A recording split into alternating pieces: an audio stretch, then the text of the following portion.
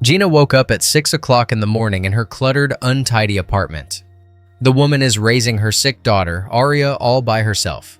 While bathing, the girl complained that her teacher was bullying her because the family couldn't pay the $40 for school lunch. Gina was completely broke, yet she still gave her last few coins to a former alcoholic who had lost his leg. Today, Gina must receive her paycheck and manage to pay the rent before 10 a.m.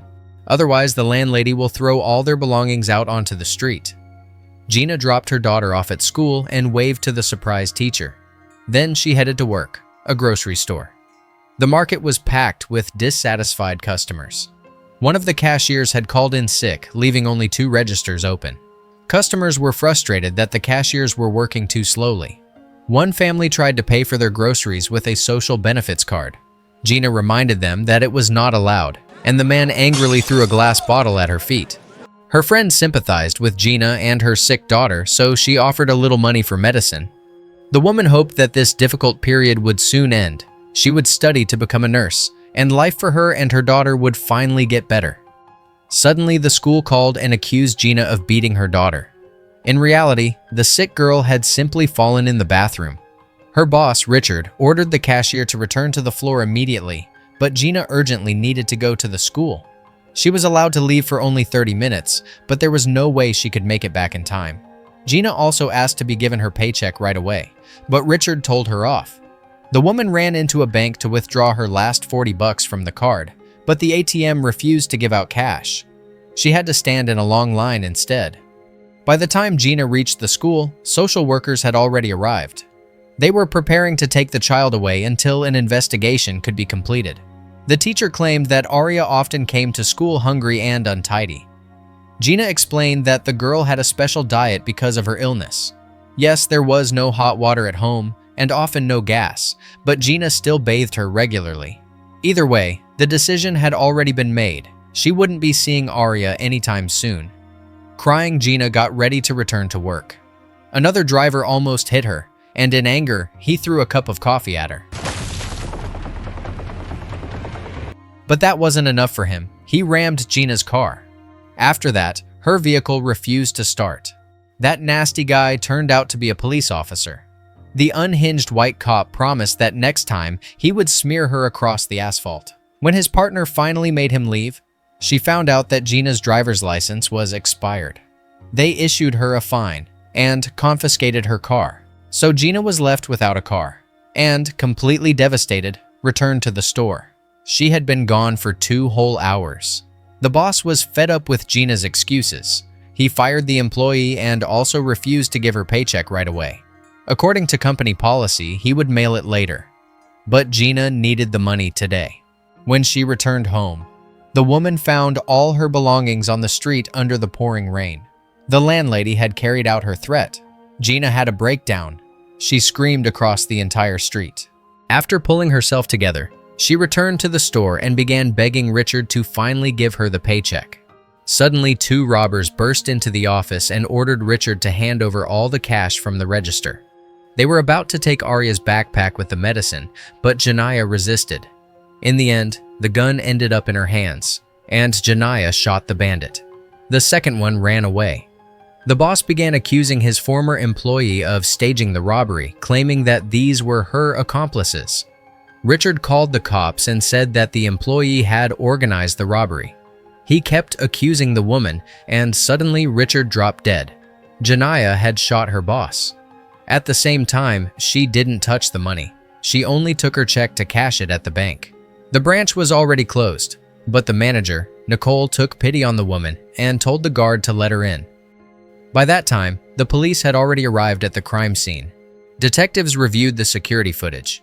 It was immediately clear who the killer was. They just needed to figure out whether the woman had really taken part in the robbery. Her friend denied her guilt. Janaya was a good person. She just had a hard life. She couldn't cash the check because she didn't have any ID with her. Then the woman put the gun on the counter. The cashier, Tessa, secretly pressed the panic button. The manager confirmed to the police that they were being robbed right now and described the suspect. Then Nicole noticed that Janaya had brought a bomb with her, though in reality it was her daughter's school project. Detectives were about to search the killer's apartment when a message came in. Their suspect was robbing a bank right now. The cashiers pulled out all the money. Even though the woman just wanted to cash her check, she only needed her $500. Meanwhile, Nicole tried to escort a customer out of the building. While Janiyah was trying to understand why the cashier was crying, police cars surrounded the bank. One of the customers tried to grab the gun, and when the attempt failed, he ran outside along with the guard. Janiyah waved the gun around, shouted, and couldn't understand why everyone was acting so strangely. On TV, they were already reporting a bank robbery, a dangerous criminal who had killed 2 people earlier. Detective Raymond volunteered to be the negotiator because she was a woman and had a better chance of connecting with her. Janiyah was surprised by how many police officers there were. After all, she had just come to cash her check. Still, she kept the bank employees at gunpoint, yelling at them and complaining about her miserable life. No one ever helps Janiyah. She does everything alone every single day, and she is so tired of it. Raymond asked her at least to release the hostages, but Janiyah just hung up the phone. She got her $500 and asked that 40 of them be sent to her daughter for lunch because she believed she wouldn't get out of there alive. That aggressive cop was definitely going to shoot her, he had promised. Janiyah ordered the blinds to be closed and began to think about what to do next. The elderly people were angry with the robber, accusing her of being lazy and saying she could have just earned the money. A couple spat in her direction and simply walked out.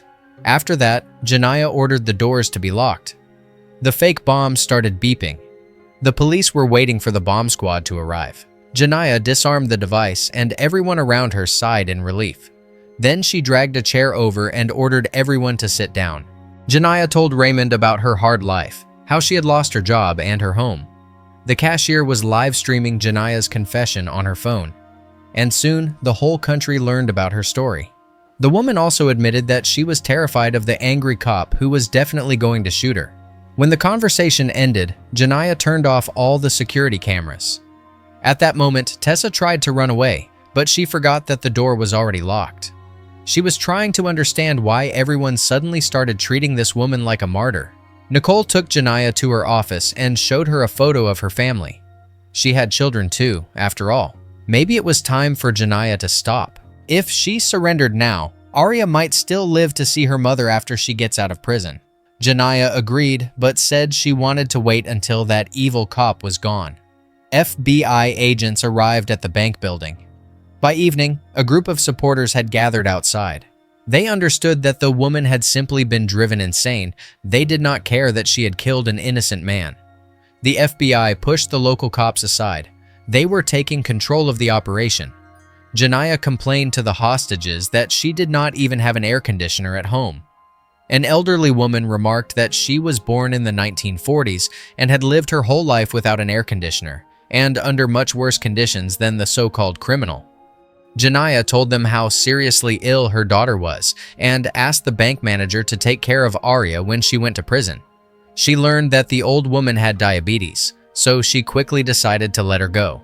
Outside, the crowd was joyfully chanting, "Freedom for Janiyah." An FBI agent called the criminal and rudely insulted her.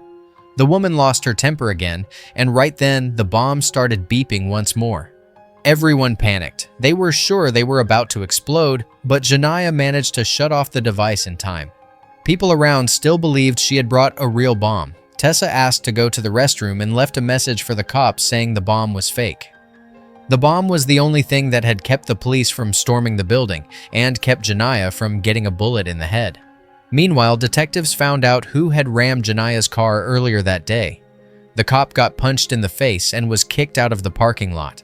Raymond told the woman she no longer had to be afraid, but Janiyah demanded they send her a photo of that policeman and tell the whole world what a bastard he was. Even though Janiyah had already agreed to surrender, the FBI decided it was time to storm the building. Raymond disobeyed orders and ran to the bank. She handed Janiyah a phone so she could see the photo of the cop. They had not lied to her. The woman immediately allowed all the female hostages to leave the bank. Only Nicole stayed.